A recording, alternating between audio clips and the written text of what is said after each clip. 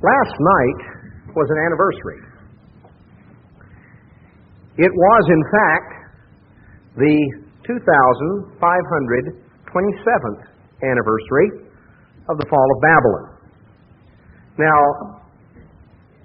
you may not initially see what that has to do with Feast of Trumpets, but in many ways, what we are celebrating here today ties in very directly with an event that occurred 2,527 years ago last night. Because in many ways, the events that we are celebrating here today, events that will culminate in the fall of Babylon the Great and the establishment of the kingdom of God. These events that we are celebrating were, in many ways, prefigured by an event that happened so many hundred years ago. I would like for us this afternoon to understand more clearly the prophetic implications of the fall of ancient Babylon and to see what it portends for us today, to understand it in light of this Feast of Trumpets, to understand more clearly where do we stand at this critical juncture in the course of human events, in the course of the events that are prophesied right in the pages of our own Bible. Let's start out by setting the prophetic stage. Now, the prophetic stage is set. You may wonder, where would you start to set the prophetic stage? Well, to set the stage of events that have transpired, we would begin with Genesis 11. Genesis 11 begins the story of mankind's attempt to build his own civilization, his own government, apart from God after the flood. Now, in Genesis 11, we have the story of the attempt of mankind under the leadership of Nimrod to build the Tower of Babel. This was the beginning of the city of Babylon. This is the tower from which Babylon takes its name. Babylon had its beginnings a little over 100 years after the flood. Just over 100 years after God had wiped out humanity on the face of the earth and had only spared the family of Noah, the family had increased. And now there came a point where here was an individual prepared to stir up and to lead mankind in a rebellious effort to establish their own government, their own society, their own civilization. There was the attempt to create something beginning there at the Tower of Babel. It was an effort of mankind, all branches of the human family working together.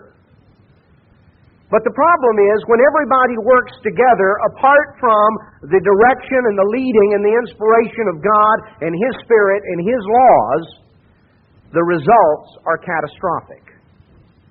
Mankind attempted to do something under the leadership of Nimrod, the Tower of Babel, the beginning of Babylon.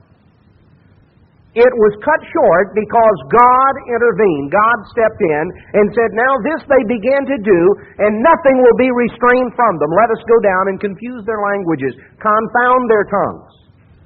And He did. And the nations were forced to scatter out on the face of the earth as God had intended. We are introduced at that point to Babylon. Introduced to the Tower of Babel. Now, as we come down historically and we pick up the story of Babylon again, in the book of Daniel, we pick up the story of Babylon because God shattered the empire that Nimrod sought to build 100 years after the flood. God shattered the empire that Nimrod sought to build centered around the Tower of Babel. Centuries passed.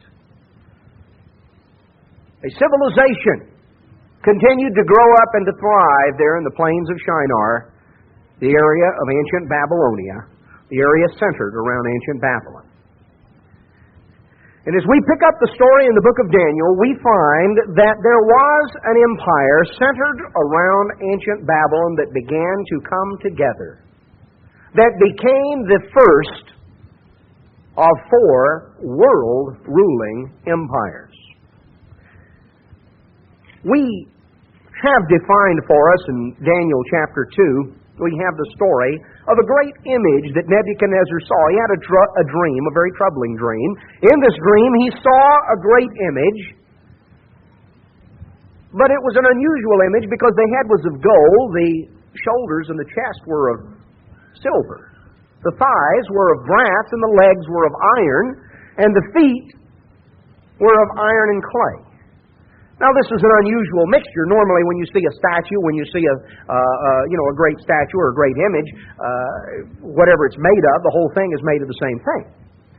But in Nebuchadnezzar's dream, he saw this gigantic image set up on a plane, and it was made of different things, different points. The composition of the image changed. And then, most puzzling of all, he saw a stone cut out without hands, a stone of supernatural origin that came down and smashed this image on its toes. But when it smashed the image on its toes, it didn't just crack the toes off, the whole image turned to dust. And the wind just blew it away. And the stone became a great mountain until it filled the whole earth. Now, if you had been Nebuchadnezzar and you had awakened from something like that, you'd have been scratching your head too, wondering, what in the world is this? Maybe you'd thought it was something you ate the night before. Well, Nebuchadnezzar sensed that this dream had important implications. And it was at this point that Daniel was brought to Nebuchadnezzar's attention. And Daniel was given the wisdom by God to reveal to Nebuchadnezzar the meaning of this dream. And Daniel began to interpret the dream for him, and to tell Nebuchadnezzar, in Daniel 2 and verse 37, he spoke to Nebuchadnezzar and he said, "You, king, are a king of kings. You are a great ruler. You are a great emperor. You rule over many nations." Not simply Babylon, but a great empire of many nations put together under your rule. You, O king, are this head of gold. This head of gold represents the Babylonian Empire that is personified by you as its king. After you, there will another kingdom arise, a second kingdom, which was what the silver symbolized. This was the empire of the Medes and the Persians that succeeded Babylon. And then he said another third kingdom will arise after them. This, of course, historically we know is the Greco-Macedonian Empire of Alexander the Great that swallowed up the Medes and the Persians. And then the final fourth kingdom that was strong as iron, the Roman Empire, that succeeded and swallowed up all of those that continued through these 2 legs all the way down to the end. And the 10 toes at the bottom represent what is extant at the time when the God of heaven will set up a kingdom. In other words, the time immediately ahead of us. So what we have in Daniel 2 is the outline of history from the time of ancient Nebuchadnezzar, 600 years before Christ, all the way out to the time immediately ahead of us. We have a summary of over 2,500 years of the history of this world that continues right on out to the years immediately ahead of us when the God of heaven is going to intervene and set up a kingdom. So we are introduced to Babylon once again. It is the fountainhead from which this world's civilization springs. It had its origin with Nimrod in the Tower of Babel. We see it here personified with Nebuchadnezzar and the Babylonian Empire. Now, as we continue through the book of Daniel in chapter 4, Nebuchadnezzar had another dream. And this was a most troubling dream.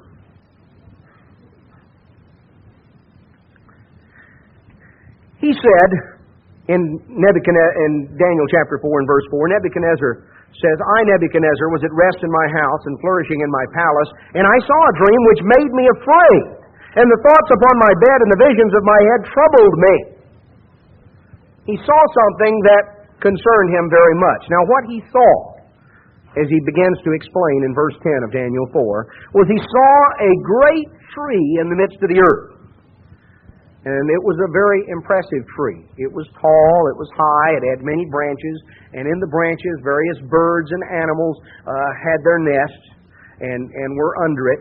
There were many leaves and a lot of fruit. It was a very bountiful tree, a very impressive tree. And it says the beasts had shadow under it, and there were nests in it, and all of these things. And then he saw an angel come down and say, "Cut down the tree." In verse 14. Cut down the tree, cut off the branches, shake off the leaves, scatter the fruit, let the beast get away. Nevertheless, don't uproot it. Don't, cut it down and dig out the stump. Cut it down, cut off the branches, scatter it away, but leave the stump and the roots in the earth. And take a band of iron and a band of brass and bind this stump. Put a cap on this stump to protect it. Bind it and leave it there. And he was told, verse 16, that 7 times would pass. 7 times would pass over it. Now, Nebuchadnezzar was troubled, wondering what this was. He was told in verse 22 that that tree was symbolic of him and of the Babylonian Empire. Now, Nebuchadnezzar went through a very remarkable personal experience. He was warned by God through Daniel as to what this portended for him personally. He was impressed for a short period of time, but as months went by and nothing happened, he lapsed back into his old attitude. And one night, when he least expected it, and was standing there surveying the great Babylon that existed, and all puffed up in his pride and vanity as to what he had accomplished, he was struck with insanity. And for 7 years, he roamed the fields like a wild animal. And at the end of those 7 years, his sanity returned, and he was restored to his kingdom. And he continued to rule Babylon for several years until his death. Now, Nebuchadnezzar went through an experience that had implication, that had significance, not simply for him personally, but for Babylon and for the civilization that Babylon was symbolic of. And we're going to come back to that in just a moment. Nebuchadnezzar went through an event that taught him a lesson. His successors did not learn that lesson. Nebuchadnezzar was a different man when he came out of this experience. But several years passed, and when we come to the next chapter, Daniel chapter 5, which Daniel 5 is not in chronological order, it is in the order of subject matter. It is to put next to Daniel 4 the last event of Belshazzar. Belshazzar was the grandson of Nebuchadnezzar. He was the son of Nabonidus. Nabonidus was the king or the emperor of the Babylonian Empire. He had associated his son Belshazzar with him on the throne as co-ruler. At the time that Daniel 5 records these events, Nabonidus was elsewhere in the empire with an army. Belshazzar was sitting on the throne and holding sway in Babylon. And in Daniel chapter 5, we pick up the story of an event that actually took place on the Feast of Trumpets in 539 BC. The dating of that event is attested to in many historical documents. It is one of the most well-documented occurrences of the ancient world in terms of when it occurred. You have to understand that Babylon was, to all intents and purposes, Babylon appeared the city that was impossible to conquer. The walls of Babylon were 335 feet high. Do you realize how high that is? Herodotus, the Greek historian, gives us the dimensions and the information of Babylon. That's as tall as a 33-story building. They were 85 feet wide. There was literally a racetrack for chariots that ran around the top of the walls of Babylon. There were 100 brass gates. The Euphrates River flowed through the middle. Babylon was impregnable. Babylon was absolutely certain there was no way to conquer Babylon. Now, the armies of the Medes and the Persians were besieging Babylon. It sought to besiege it. Belshazzar thought so lightly of that. He treated it as such a trivial matter that he had a great feast. He had a big party. And as was often the case, these parties turned into a regular drinking bout, as we find here in Daniel 5, that Belshazzar the king, verse 1 of Daniel 5, made a great feast to 1,000 of his lords, and he drank wine before the 1,000. And Belshazzar, while he tasted the wine, commanded to bring the golden and silver vessels that his father Nebuchadnezzar had taken out of the temple that was in Jerusalem. Now, they were sitting in there really boozing it up. And he got to feeling pretty good, and he was really going to impress all of these various individuals, the various high-ranking rulers of the Babylonian Empire, as they were sitting there to laugh and to mock at this vast army of Persians that was gathered around to besiege Babylon. How ridiculous it is that anyone can think that mighty Babylon could fall. And so after he had boozed it up for a while, he got to feeling pretty good, and he thought, I know what? Let's get the sacred vessels from the temple in Jerusalem in here, and we'll drink another toast to that. Because our gods are above all the other gods, the gods of Babylon. Well, they brought in the vessels from the temple, and they began to drink and to booze it up out of the sacred vessels that God had commanded Solomon to make for the temple. And we're told in verse 4 of Daniel 5, they drank wine and they praised the gods of gold and the gods of silver and the gods of brass, the gods of iron, the gods of wood, the gods of stone. I'm sure they drank a toast to each of them individually, So by the time they got through with all of them, you can believe they'd gone through quite a bit. I mean, you couldn't just toast them all at once. You'd have to, start out with the gods of gold and kind of work your way down. Well, about this time, they were well lubricated and really in the process of tying one on.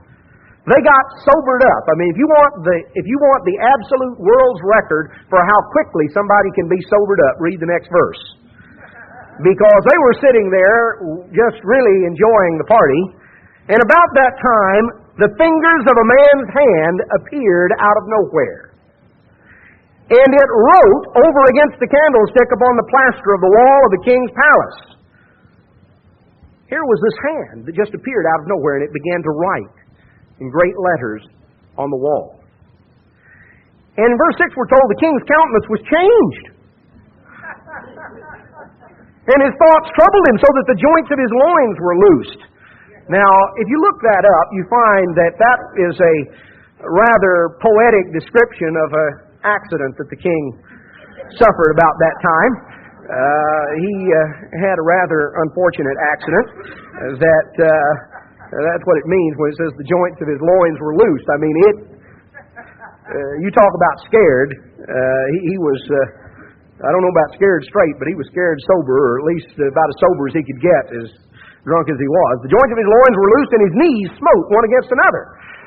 So he all of a sudden he wasn't feeling nearly so great and so powerful and so important and so impressive. Something had thrown a damp, thrown cold water all over the party. I mean, the party was over. The party was over. And the king cried aloud, bring somebody in here. Get all the wise men in here. Tell me what this means. Well, none of them knew. Then the queen, she was the queen mother. And she told him, she said, in the days of your grandfather Nebuchadnezzar, there was a man held in high esteem by Nebuchadnezzar, one of the Jewish captives, who was the interpreter of the secrets of God.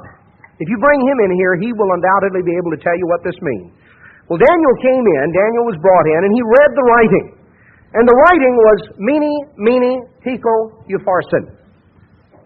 Now, this phrase, which we read and may be meaningless to us,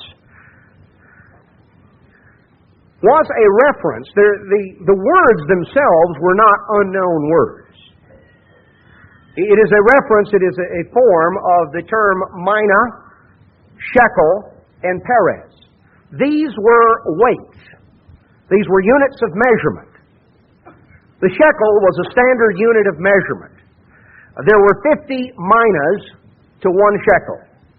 The peres was half of a mina, so there were 25 peres to the shekel, and there were 50 minas to the shekel, and 25 peres to the shekel. Now, that's all well and good, but you know, if you saw something written on the wall that said pounds, ounces, and tons, you may know what the words mean, that they're units of measurement, units of weight, but the words joined together that way would be absolutely meaningless to you. That's the way it was to them.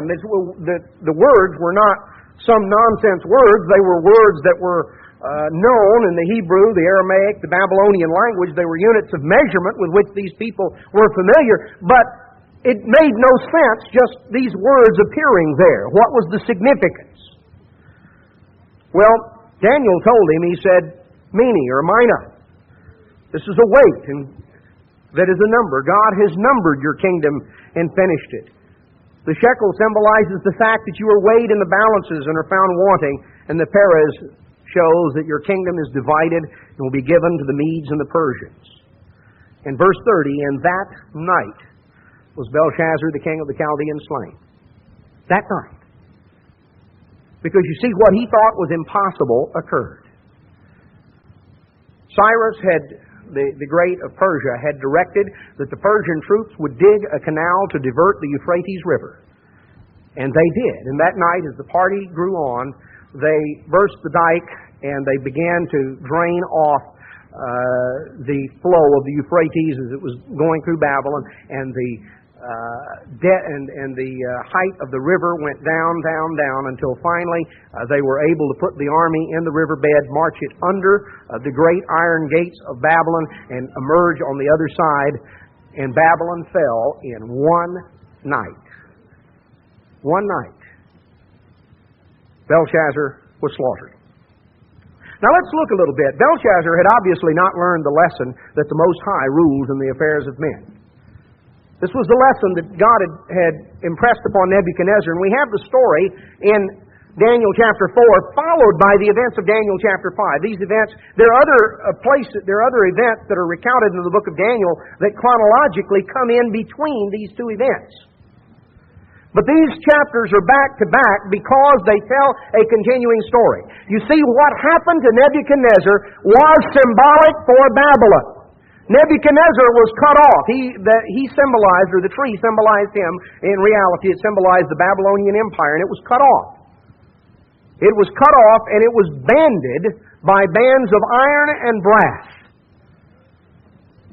The stump was left. The roots were left in the ground.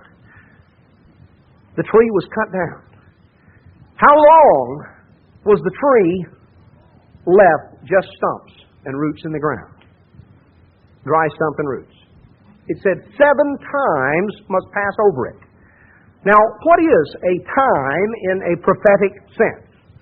Well, let's just notice very briefly how the Bible defines its own terms. If we want to briefly turn back to Revelation 11, I want to illustrate the point. How long is 7 times? Let's notice some things that are used synonymously here in Revelation 11. In Revelation 11, in verse 2, it talks about, let's pick it up the last part of the verse. It says, the holy city shall they tread underfoot 42 months. And in verse 3, I will give power to my 2 witnesses, and they will prophesy 1,260 days. Now, we saw 42 months, and we saw 1,260 days. Let's come on down to Revelation 12.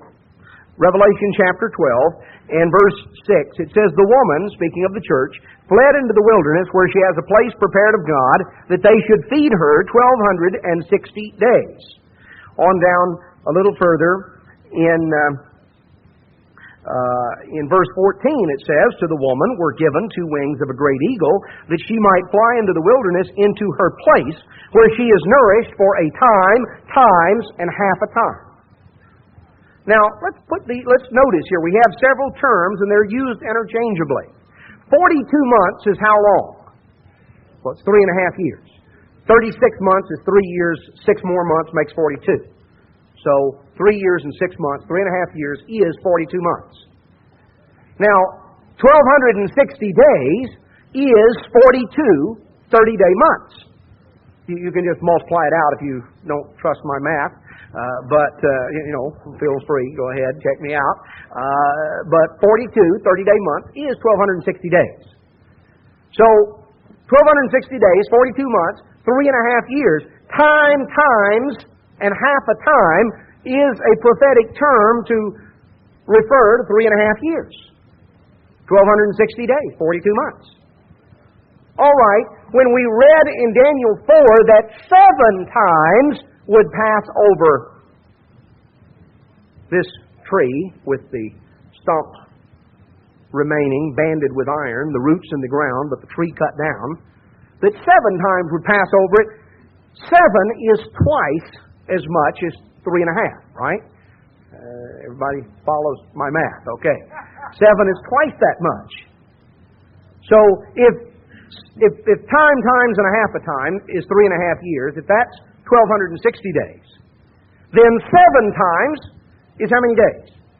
Well, add it up. Just take 1,260 and double it. And that comes out to 2,520. 2,520 days is the equivalent, just demonstrated right here, for 7 times, or 2,520 days would pass over. Now, from a prophetic standpoint, God utilizes the symbolism of a day for a year when it comes to Bible prophecy. For instance, in Numbers 14:34, God told Israel, after the number of the days in which you search the land, even 40 days, each day for a year shall you bear your iniquities for 40 years. Over in Ezekiel chapter 4 and verse 6, basically the same statement that is made. In Ezekiel chapter 4 and verse 6, God says, you shall bear the iniquity of the house of Judah 40 days. I have appointed to you each day for a year. So, in terms of prophetic implications, a day for a year is utilized prophetically. 2,520 days. The 7 prophetic times that were to pass over this stump.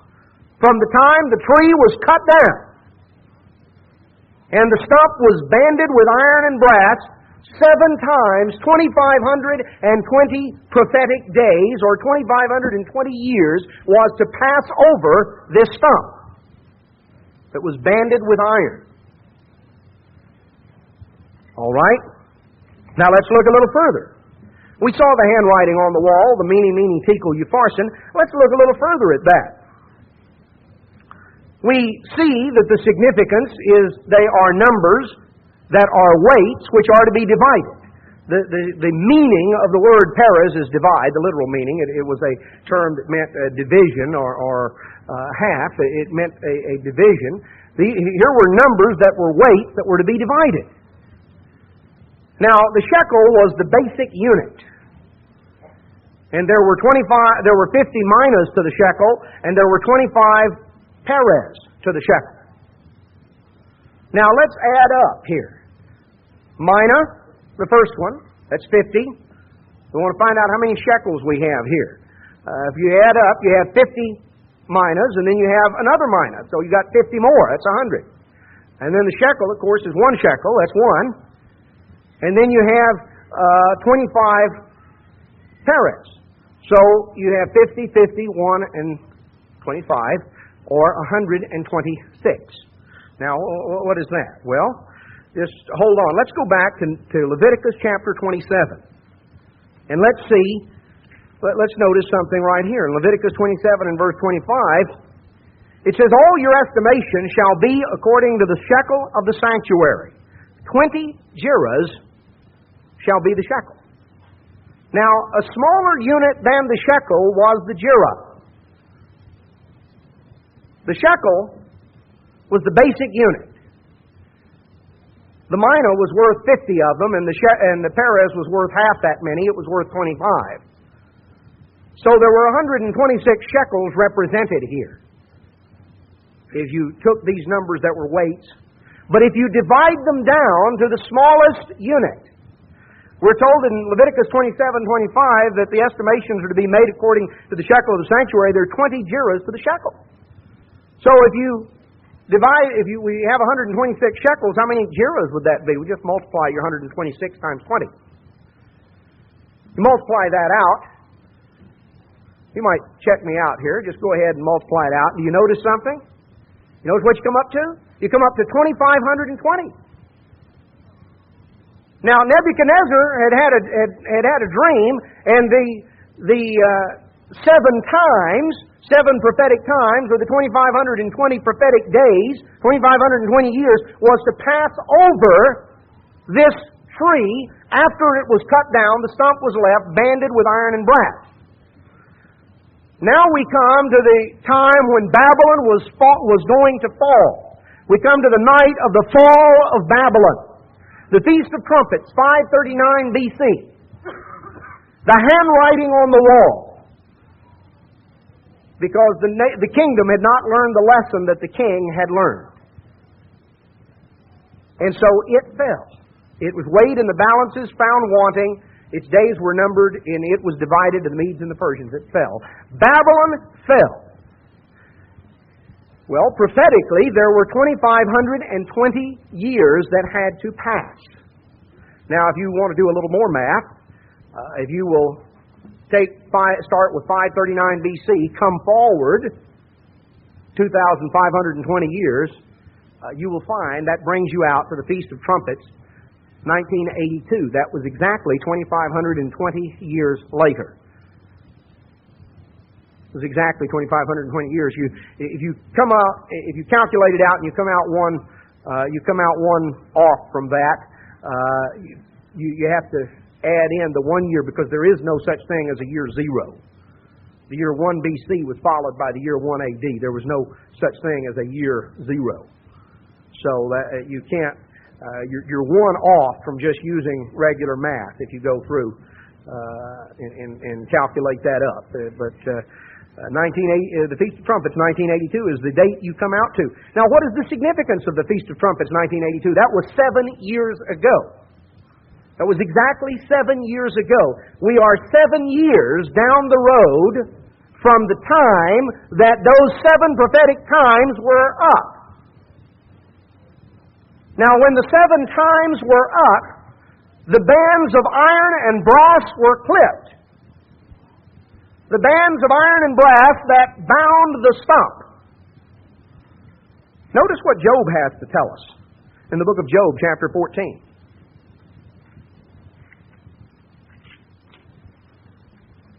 Job chapter 14 and verse 7.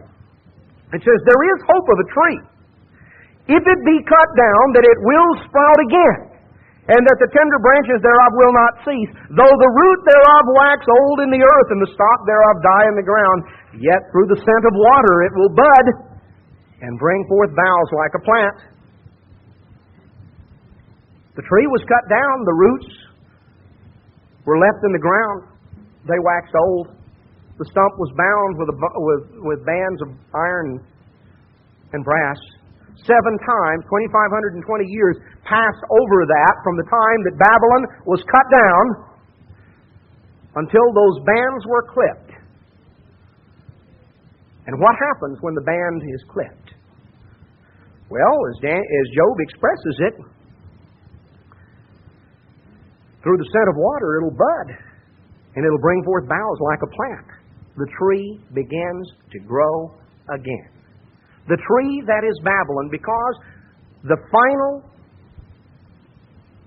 world-ruling kingdom, the final world-ruling kingdom that is described in the book of Revelation and in other places, is not called Persia the Great. It's not called Greece the Great. It's not called Rome the Great. That final world-ruling empire that Jesus Christ is going to smash when He returns is called Babylon the Great. Babylon the Great. Now, on the Feast of Trumpets, 2,520 years ago, in fact 7 years ago, last night, an event occurred in Germany that was without precedent in post-war Germany. There was an abrupt switch. There had been an alliance governing Germany for a number of years. It was an alliance of the Socialist Party and the centrist Free Democratic Party. And they had governed Germany together for a period of several years. Unexpectedly, out of the blue, as it were, that night, the Free Democrats decided to pull out of the coalition, and the Chancellor of Germany was shocked by losing a vote of confidence in his own parliament. This was on the evening that began the Feast of Trumpets 7 years ago. By 14 days later, as the Feast of Tabernacles began, on the evening that began the Feast of Tabernacles 7 years ago, a new government, a new chancellor was sworn in, the present chancellor. The Christian Democratic Party, which is the official Roman Catholic Party in West Germany. We think in terms of separation of church and state, we need to understand that is not the situation in Europe. There are, in many cases, officially designated religious parties. The Christian Democratic Party, which exists in Germany and in Italy and in Spain and in several European nations, is the official Roman Catholic political party. It was established as such in the aftermath of World War II. There is not the concept of a division of church and state there. In many cases, there are relationships that exist between church and state. There was a remarkable governmental change that came about very surprisingly. And the new government that took place, or that took office, began a series of decisions that have had implications in terms of the events that have occurred with the European Economic Community, with decisions to move forward. Now, lost again in the events of the time, there was a matter of a few days later. A few days later, right after the Feast of Tabernacles, 1982, just as these bands had been clipped prophetically on the stump,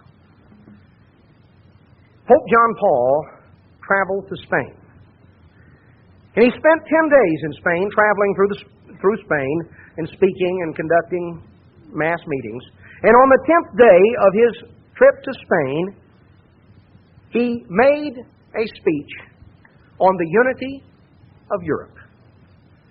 And he made in that speech a remarkable statement. And I want to quote it for you. He said, "I, the Bishop of Rome and pastor of the Universal Church, issue to you, Europe, a cry. Give life to your roots. Give life to your roots." Now, a number of remarkable events occurred. Let's step back. We're 7 years downstream from the loosing of the bands. Let's step back and let's look and assess briefly the events that have transpired in Eastern Europe. Now, Pope John Paul II took office, or was elected as Pope, was chosen as Pope on the last day of the Feast of Tabernacles, 1978. If you remember the story, Pope Paul VI died.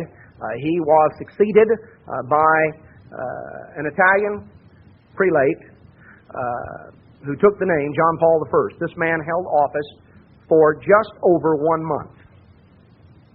And shockingly died. Everybody was caught by surprise. And so the College of Cardinals had to come back into session.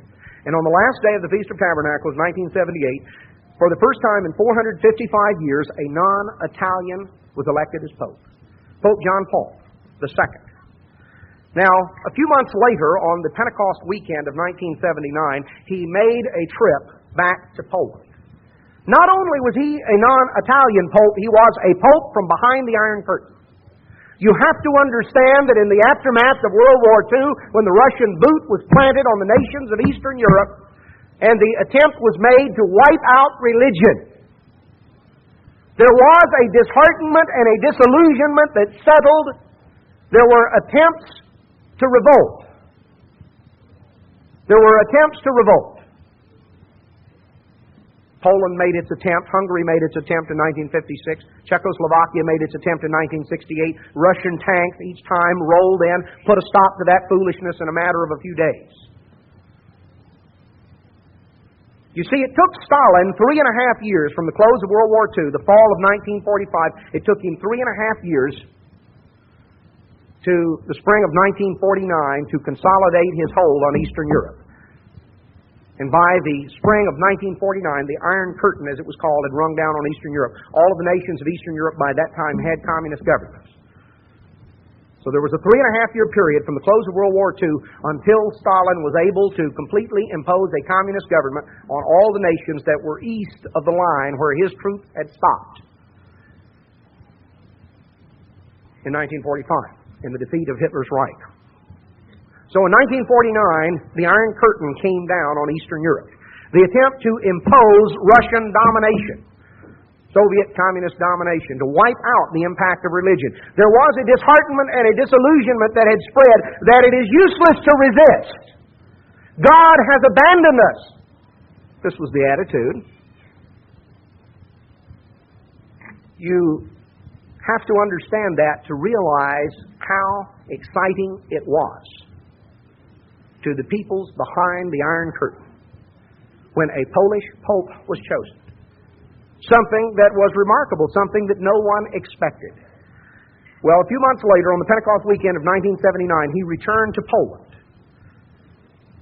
He set in motion events that by the Feast of Tabernacles 1980, a little over a year later, there was widespread labor unrest, and the first independent labor union behind the Iron Curtain in almost 40 years came to prominence. Solidarity was recognized legally right after the Feast of Tabernacles 1980. Things continued to rock along. There was the threat of Russian intervention. There was the threat of Soviet troops. And as events began to unfold on the last day on the last great day on the last great day of 1982, last great day of the feast, 1982, just a matter of 3 weeks after the bands on the stump had been clipped, the government of Poland sought to reimpose complete communist rule, and Solidarity was outlawed, and Lech Walesa was put in jail. 7 years from that event, Poland has a non-communist prime minister. 7 years. Those 7 years have seen events that have begun to unfold, and we are now seeing the crumbling of what has existed behind the Iron Curtain. Now, let's understand a little bit of the post-war world. For many centuries in Europe, there were empires.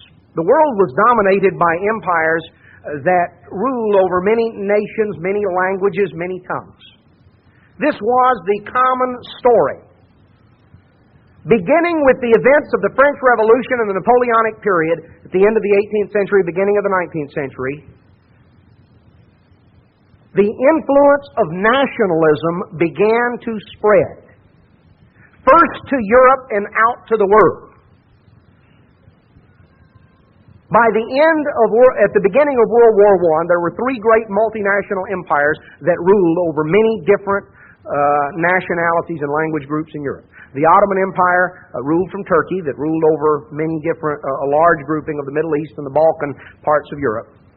The Austro-Hungarian Empire that ruled over much of Central Europe. And the Russian Empire that ruled over a great deal of Central Europe as well as the whole Russian Empire on into Asia. There were three great multinational empires that dominated Central and Eastern constituent member states. The nations of Yugoslavia, Czechoslovakia, portions of Romania, Austria, Hungary, various portions that were spun off to other nations were all created in the aftermath of World War I from the Austro-Hungarian Empire. The same thing happened with the breakup of the Ottoman Empire. The Russian Empire changed. There was a communist revolution that overthrew the Tsar, but the empire remained mostly intact. A few nations were pried loose. Poland was pried loose. Lithuania, Latvia, Estonia were pried loose. But they only stayed loose for a very short time because by 1939 Stalin made a pact with Hitler and he moved back in and he took them back. Now, the events, the nationalism that was set loose at the time of the French Revolution and the Napoleonic period, it began to spread throughout Europe and to filter out elsewhere throughout the 19th century, flamed up in World War I and even more so in World War II. In the aftermath of World War II, the flames of nationalism have swept around the world. And we are seeing now that ingredient of nationalism taking root inside the only multinational empire left in Europe, which was Russia. You see, there are many, many different language groups and constituent groups that were conquered over a period of several hundred years that were forged into the Russian Empire.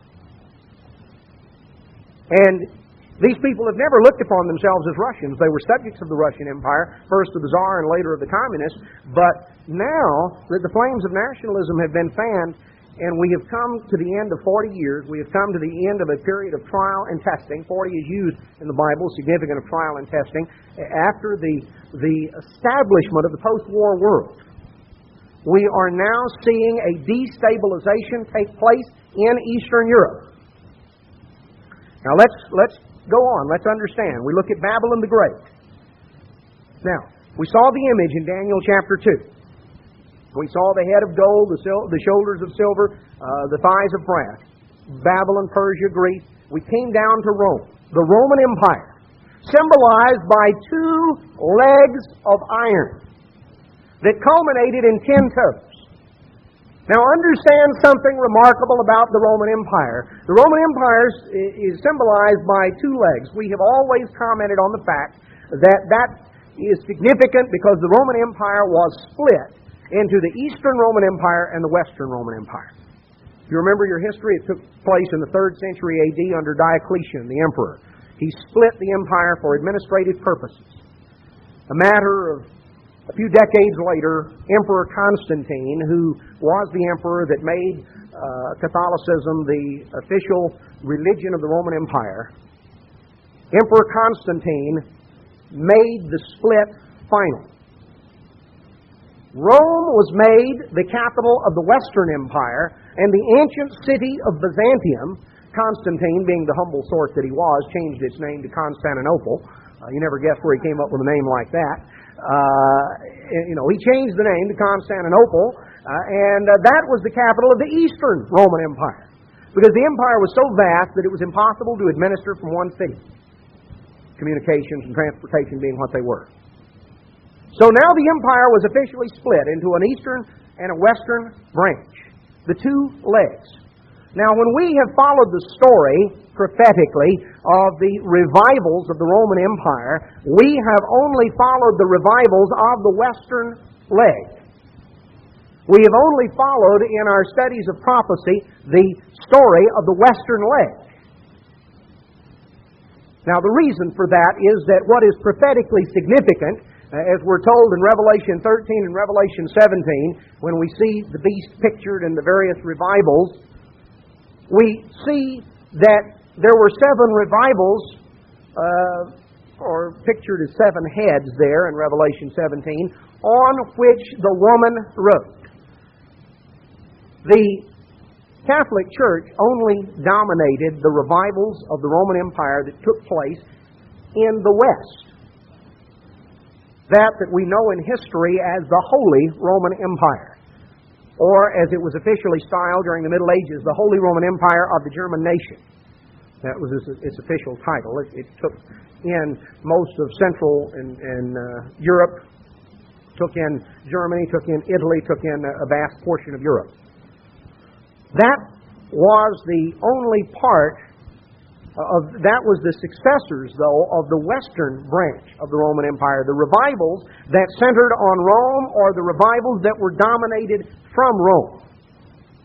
But when we come down to the bottom, when we come down to that final resurrection of the empire that is symbolized by the 2 feet, the 10 toes, what is the obvious implication we reach?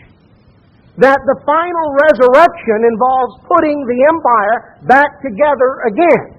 Because unless the image was grossly distorted, you had 5 toes on each foot. And you had 1 foot attached to each leg. Have you ever seen, somebody otherwise, where they had 2 feet attached to one leg and no feet attached to the other leg? That would be a rather unusual looking image. Or an image where you had 2 feet, but you had all 10 toes on one foot and no toes on the other foot?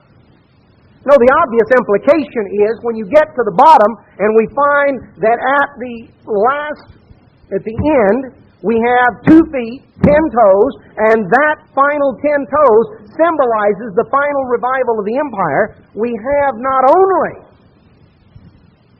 the successors that come through the Western Empire, but we see that at the end, the East comes back together. Now, what many don't recognize, you see, just as there was a continuation in the Western Empire, Rome fell. The Western Roman Empire came to an end in 476 AD. The Roman Empire fell, one of the important dates. Probably had to memorize it in world history years ago. 476 AD, the fall of the Roman Empire. But see, the Roman Empire was revived in 554, the imperial restoration under Justinian, and then the restoration under Charlemagne, and then under Otto in the 900s, and then under the Habsburgs in the late Middle Ages, and under Napoleon finally when it collapsed in 1814. 1,260 years from the imperial restoration, we followed through these revivals of the Holy Roman Empire. The attempt of Mussolini to revive it once more, a feeble 6th resurrection that culminated in the Rome-Berlin Axis that plunged the world into World War II. And there is a 7th resurrection yet to occur. But that 7th resurrection is the 2 feet, the 10 toes. What happened to the Eastern Roman Empire while all these resurrections centered in Rome or dominated by Rome were going on in the West? What was happening in the East? Well, the Eastern Roman Empire, known in history as the Byzantine Empire, continued on down through the period of the Middle Ages until 1453, when the Turks conquered Byzantium, or Constantinople. The Turks conquered it, and the Byzantine Empire, the Eastern Roman Empire, fell just a matter of 40 years before Columbus discovered America. The Eastern Roman Empire, under the rule of Emperor Constantine XII, fell in 1453. Now, that's not the end of the story. Because there was, a matter of several hundred miles away, an obscure little Grand Duke by the name of Ivan III. He ruled over a small territory centered around a village of wooden buildings. The buildings were of logs. It was not a very impressive city, and it was not a very impressive state. This little Grand Duchy, and that's what it was termed, was the Grand Duchy of Muscovy. It is the name from which Moscow comes. It was a very small little state centered around the area of Moscow, ruled by the Grand Duke Ivan III. Ivan III came to the throne in the 1450s, and in 1472 he married. He married Sophia, who was the daughter of the last emperor of the Eastern Roman Empire, the Byzantine Empire. And he married her, and when he did, he took the title of Caesar, Tsar. That's the title the Russian rulers were known as, C-Z-A-R. It looks like, if you spell it out in English, it looks like Caesar. Well, it is the Russian word for Caesar. Moscow was then termed the Third Rome, because they viewed Rome, originally, and then it was transferred to Constantinople and then transferred to Moscow. Ivan began a process of conquest that spread out, and within a matter of 100 years gave rise to the great Russian state, to the Russian Empire. He was the beginning. He became known as Ivan the Great, and he began the conquest that began the Russian Empire. And he took the title. He was the first Russian ruler to take the title Caesar. He viewed himself as the successor to the Byzantine Empire, because you see, there was a split that had taken place in 1054. In going back, let's go back 1,000 years. See, in 990, next year, they're going to be celebrating in Russia. And Gorbachev is going to Rome to make arrangements for it, and the Pope is then going to go to Moscow in 1990 to celebrate the 1,000th anniversary of the establishment of Christianity in Russia. Gorbachev is going to be going to Rome to visit the Pope in a matter of a few weeks. And part of what they're going to be arranging is the trip that the Pope is going to make to Russia to commemorate the 1,000th anniversary of the establishment of Christianity in Rome, in Russia. Well, see, Christianity was established in Russia in 990. Just a matter of a few years later, 64 years later in 1054, what was called the Great Schism took place, which was the split between the Roman Catholic Church and the Greek Orthodox Church. The Greek Orthodox Church was headquartered in Constantinople, and the Roman Catholic Church, of course, in Rome. The Russians were Orthodox. They followed Constantinople. And the Tsar then, when the Grand Duke of Moscow took the title Caesar, he viewed himself as the protector of the Orthodox Church. And so you had in Europe, coming all the way down to the 19th century, you had two rulers with the title Caesar. Because you see, the Holy Roman Emperors, the term in German that they used, they didn't call themselves emperor, that's the English term. Their term was Kaiser, which is the German spelling of Caesar. There were two rulers in Europe for hundreds and hundreds of years. From the time of Rome all the way down to the beginning of the 19th century, there were two rulers in Europe who used the title Caesar and who viewed themselves as the rightful heir of the throne of Caesar. The Kaisers, who ruled the Holy Roman Empire of the German nation, who traced their claim to the title back through all of the various resurrections of the Holy Roman Empire, all the way back to Rome.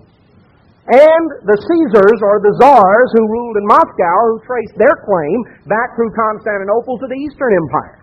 So you had two legs of the empire that came down. One was a German-dominated, a German-Latin-dominated Western European end of the leg of the empire, succession of the empire that came down.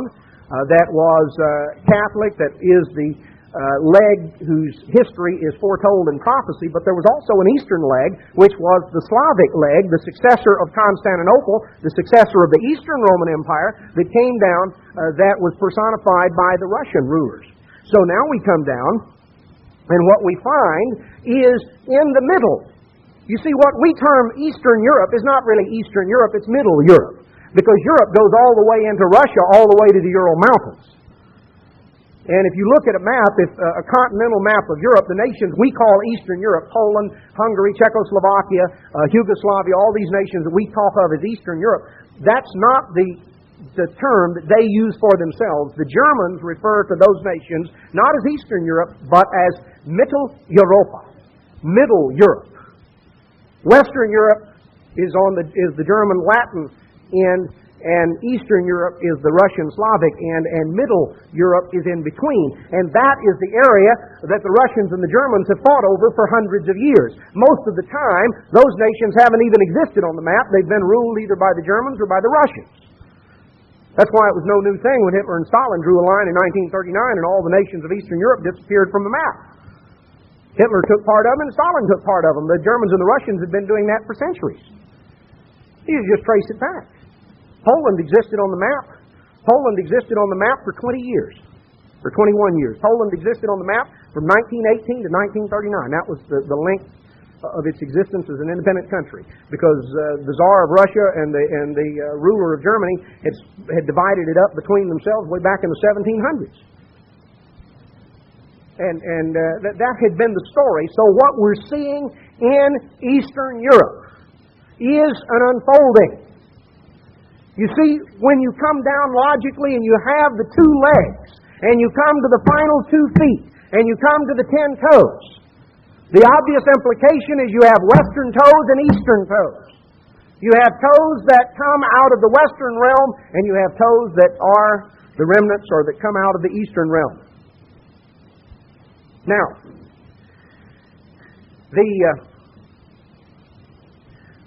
let's look very briefly. Let's look at the book of Ezekiel. We've kind of set the stage for some of this, and I'm going to try and summarize and conclude very quickly. In Ezekiel 27, we find the description of the final great world economic combine. Notice what it says here in verse 12. Tarshish was your merchant by reason of the multitude of all kinds of riches. Now the ships of Tarshish, we have explained in the Plain Truth and other places, we have explained that the ships of Tarshish refer prophetically to Japan and to the Japanese fleet. The ships of Tarshish, Tarshish was your merchant. In verse 13, Javan and Tubal and Meshach, they were your merchants.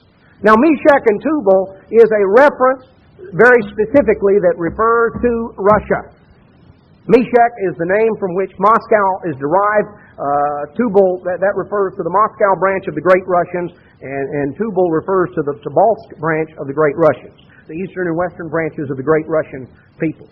There are three peoples called Russians, what are termed the Great Russians, White Russians, and Little Russians. The Little Russians are the Ukrainians, the White Russians are the Baleo-Russians, and the Great Russians, which are Russia itself. And there are two branches of Russia centered at Moscow and Tobolsk. So we find Javan, Tubal, and Meshach. They were your merchants.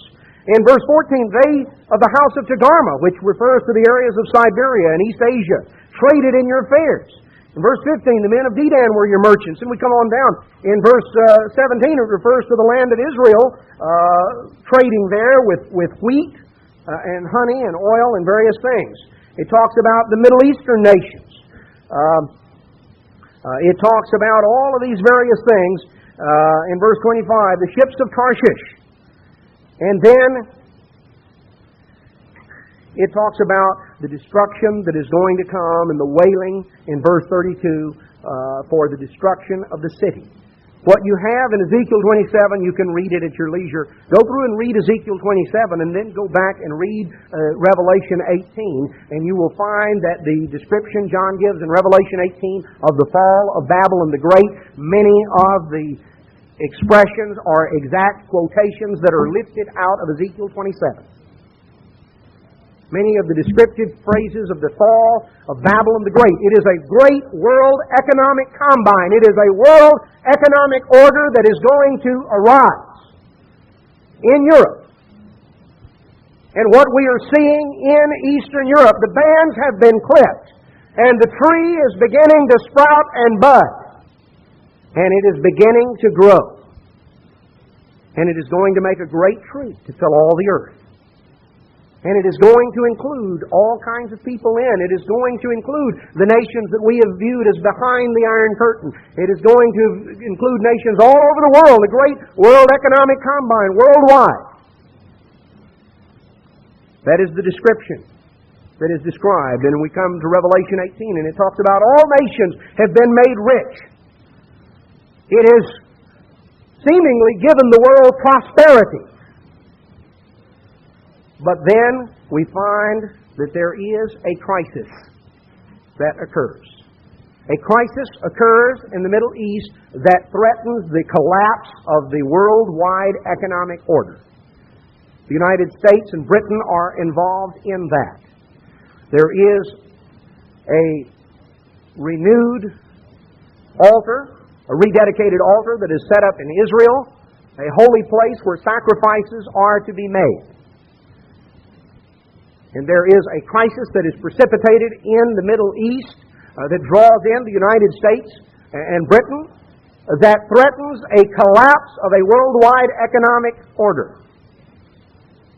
And in response to the crisis, we find in Revelation 17 in verse 12 that the 10 horns which you saw are 10 kings, which have received no kingdom as yet, but they will receive power as kings 1 hour with the beast. These have one mind, and they're going to give their power and strength unto the beast.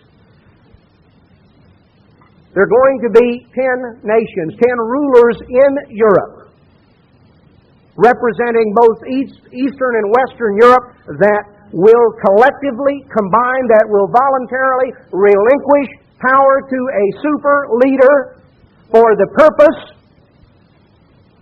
of sending in an army to resolve the problem as they see it, to resolve the threat to peace and prosperity by moving very swiftly into the Middle East and occupying the land of Israel, by moving very swiftly in and occupying the United States and Britain, the Anglo-Saxon nations. Now, the problem with that with that 10-nation combine that very quickly comes together, that emerges out of this great worldwide economic order, these 10 nations, these 10 rulers that give their power to the beast, because there, as you go through Revelation 17, Revelation 13, there are not only economic implications, there are religious implications. There is a worldwide unity that appears on the surface. Peace, peace, they say. They come together to put a stop to this threat to peace as they view it. But you see, Daniel tells us that these 10 nations, these 10 feet, these 10 toes, these 2 feet, are composed of iron and clay. They are a mixture that will not stay mixed. It's partly strong and partly brittle. It will not endure. It only lasts for a short time.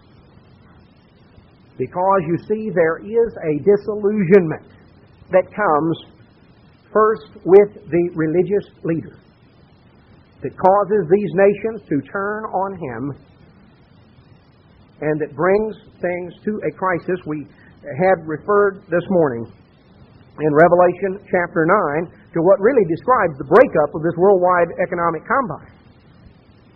Because, you see, once again, history repeats itself. Stalin or Napoleon and the Tsar of Russia were allies. And Napoleon stabbed him in the back because he didn't trust him. Hitler and Stalin were allies. And Hitler stabbed him in the back because he didn't trust him. And we're going to find once again, the West and the East are going to be allies. But the Germans aren't going to trust the Russians. And the first woe, as Mr. Lee commented this morning, describes the Western European attack on the Soviet Union. The attempt to preempt, to once again do the same thing. You see, they hadn't learned. Hitler didn't learn from Napoleon, and the future ruler is not going to have learned from Hitler. So we have the two woes unleashed. We have the first woe, Western Europe attacking Russia, and then the counterattack that is described in Revelation 9 as the second woe. The breakup of this worldwide trade combine that breaks up into war, that breaks up into catastrophe, that brings us to the point that all life on this planet would be annihilated except for the fact that the God of heaven is going to set up a kingdom. Because you see, at the end of Daniel 2, what did Daniel see? What did Daniel describe? This stone of supernatural origin smashed the image on its toes. And the 10 toes were smashed. The image was smashed to dust. And Daniel said this symbolizes the fact that the God of heaven is going to set up a kingdom. In the days of those kings, the God of heaven is going to set up a kingdom, and it will never end. The God of heaven is going to step in. You see, the story of Genesis 11, the story of the Tower of Babel in Genesis 11 is followed by Genesis 12, which is the story of what? That is the story of a man God called out of Babylon, a man by the name of Abraham who lived in Ur of the Chaldees, which was a neighboring city to Babylon, a part of the Babylonian the land of Babylonia, God called a man out of Babylon to go out to a land that He would afterward show him, and we're told that Abraham departed. We're told in Hebrews 11 that Abraham departed, for he looked for a city that has foundations, whose maker and builder is God. Abraham turned his back on the civilization that man sought to build, the civilization that was described and personified in the Tower of Babel that represented man's attempt to build a unified one-world empire, a unified one-world government. Abraham turned his back on that, and he left and went to where God showed him, because Abraham looked for a city that has foundations, whose maker and builder is God. The story of the Tower of Babel in Genesis 11 is followed by the story of Abraham in Genesis 12. And there are implications for us today. We're told in Revelation 18:4, referring to Babylon, we're told in Revelation 18, Babylon the Great is fallen. And the word for us in Revelation 18:4 is, come out of her, my people, that you be not partakers of her sins, that you be not partakers of her plagues. Just as God called Abraham to come out of Babylon, so we also are called to come out of spiritual Babylon and to turn our back. Jesus Christ prophesied in Matthew 24, as we are living through the events that are mentioned in the pages of our Bible. The bands have been clipped, the tree is sprouting and growing. As we are living through these events in the days and weeks and months and years immediately ahead of us, the warning that Jesus Christ gave to His church in our time, in our day, and brethren, if we are where we think we are in prophecy, what Jesus said in Matthew 24, verses 42 through 51, apply very directly to us. The warnings that John gave to the church in Revelation 3 apply very directly to us. If we are where we think we are in prophecy, these things apply to us. Let him that has an ear, hear. Jesus said in verse 42 of Matthew 24, watch. You don't know when the Lord comes. He says, verse 44, be ready. He said in verse 45, who's a faithful and wise servant? Verse 46, blessed is that servant whom when his Lord shall come shall find him so doing. He's going to make him ruler over all his goods. But and if that evil servant shall say, my Lord delays his coming, it's way off. Or it's a long ways off. I've got time to do a lot of things. That evil servant shall say, my Lord delays his coming. And the result of that, see, thinking that it's way off, he begins to smite his fellow servants. And he begins to eat and drink with the drunken. So we find discord and animosity inside the body. We find a worldly lifestyle. We find to begin to eat and drink with the drunken, to begin to blend in and fit in and be part and parcel of this world. And Jesus Christ said, the Lord of that servant is going to come, and in a day when He doesn't look for him, in a time when he's not aware, and He's going to cut him asunder. That is a very important warning for us today. The Apostle Paul writes in Romans chapter 13, Romans chapter 13 and verse 11, he says, and know that knowing the time, that it is high time to awake out of sleep. Now is our salvation nearer than when we believed. The night is far spent, the day is at hand. Let us therefore cast off the works of darkness, and let us put on the armor of light. The night is far spent, the day is at hand. The Apostle Paul tells us further in Hebrews chapter 10 and verse 37. For yet a little while, and he that shall come will come, and will not tarry. Now the just shall live by faith, but if any man draw back, my soul shall have no pleasure in him. We are not of them that draw back unto perdition, but of them which believe to the saving of their souls. Brethren, it is high time for us to awake out of sleep. The prophecies indicate that the warning to God's church in the end time is going to be the tendency to go to sleep. The tendency to go to sleep at the switch right before the time comes. To begin to drift off to sleep, to be lulled into a spirit of spiritual slumber. Some are going to begin to smite their fellow servants. Others are going to begin to eat and drink with the drunken. That is the warning that is given to our time and our day and our people. That's the warning that Jesus gave to His disciples. We're told that it's time to wake up. God warns His people. In the end time, He says, wake up. The night is far spent, the day is at hand. He warns us in Revelation 18. He says, come out of her, my people. Come out of Babylon. Leave the world behind. Don't drag it into the church with you. Leave the world behind. And we're told to be busily so doing. Blessed is that servant who, when his Lord shall come, shall find him so doing the work of God. Because we're told in Hebrews chapter 10, He that shall come will come and will not tarry. Brethren, do you realize what it means? The time is literally, really going to come. When the air is going to be split with the blast of the trumpet, and the dead in Christ are going to rise up, and Jesus Christ is going to return to this earth. He that shall come will come, and will not tarry. That time is really going to come. It really, really is.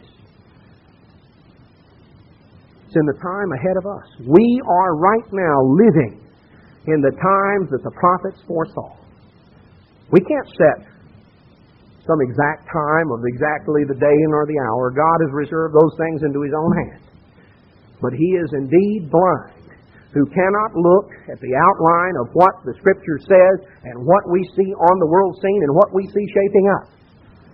And the warning is going out. Are we going to wake up? Are we going to come out of Babylon? Are we going to be prepared and ready and so doing?